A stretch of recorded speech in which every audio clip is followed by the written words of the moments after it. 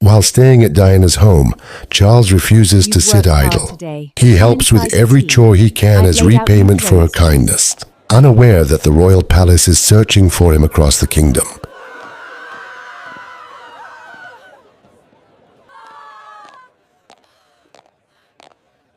Diana never truly knows who Charles really is. To her, he is simply a lost young man in need of kindness, and that alone is enough reason to help him. She has heard the name Charles before, the name of the kingdom's young prince, but she has never actually seen his face. Living far away at the foot of the mountains, distant from the city and royal life, the world of the palace feels unimaginably far from her own quiet existence. What makes Diana suspect Charles even less is the way he carries himself. He never acts like a prince, never demands to be served, and never treats others arrogantly. Despite growing up in a palace surrounded by servants who attended to his every need, Charles shows Diana a completely different side of himself. A hard-working, responsible young man willing to live simply and help her with anything she needs. He works in the garden, cleans the house, and takes on even the smallest chores without complaint.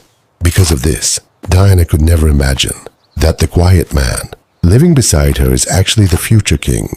Charles slowly begins to grow comfortable living as an ordinary man.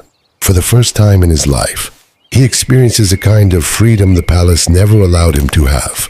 There are no royal rules controlling his every step, no endless expectations watching over him, and no rigid schedules deciding how he should live.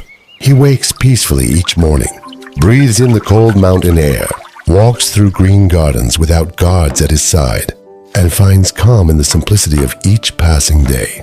The smallest things he once overlooked, now begin to feel precious. Charles finds himself enjoying the homemade meals Diana prepares from her own garden. Warm soup, fresh vegetables, simple bread, and tea shared quietly at night. There is no royal luxury at her table, yet somehow everything feels warmer and more genuine. With Diana, Charles discovers a simple life filled with sincerity, something he had long been missing inside the grandeur of the palace. Meanwhile, royal guards are dispatched across the kingdom under the orders of Queen Elizabeth II. They search through crowded cities, remote villages, forests, and mountain regions in a desperate attempt to find Charles. News of the missing prince spreads throughout the land, stirring concern among the people. Behind the grandeur of the palace, anxiety quietly grows, as no one knows where the future heir to the throne has disappeared to.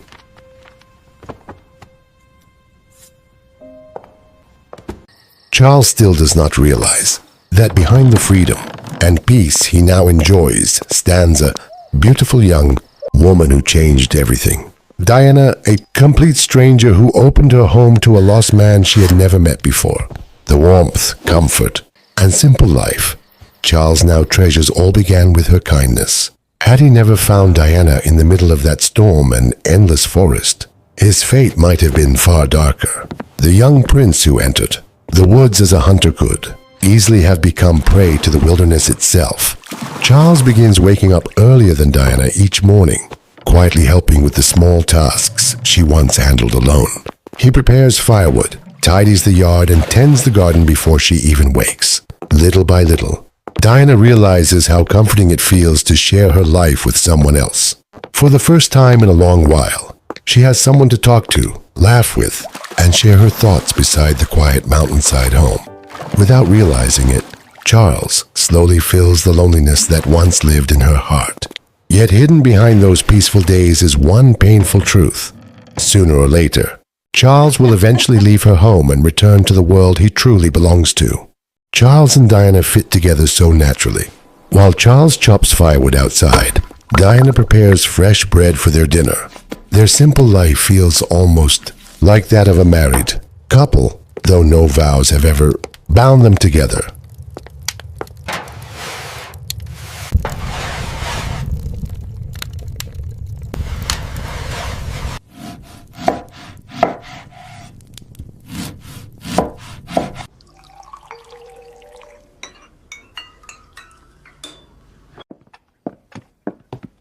As time passes, Charles begins feeling uneasy about continuing to live under Diana's roof. even though she never complains. He knows he cannot stay there forever without reason. Deep inside, he slowly begins to fear the day. He may have to leave the place that has started to feel like home. At the same time, Diana quietly carries the same fear in her own heart. Charles's presence has transformed her lonely days into something warm and alive. Now she fears the silence that might return once he is gone, the empty dinners, the quiet garden, and the long nights with no one beside her to talk to. Without realizing it, they are both afraid of losing each other, yet neither of them dares to speak those feelings aloud.